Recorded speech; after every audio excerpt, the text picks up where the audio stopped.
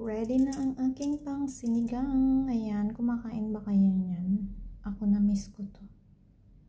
Na-miss ko to. Ayan, pang sinigang. Sinigang.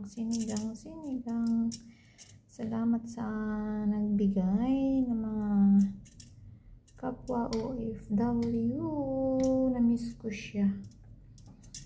Nagtanim ako pero nabagyo ng malakas ng bagyo. And now, makakatikim din ako sa wakas for my sinigang. Sinigang.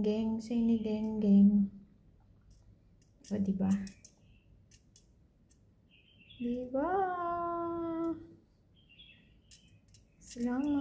Salamat for the blessings. Makakatikim din ako. Rare, napaka-rare dito kasi ito. Dahil na-miss ko siya, agad nating iluluto.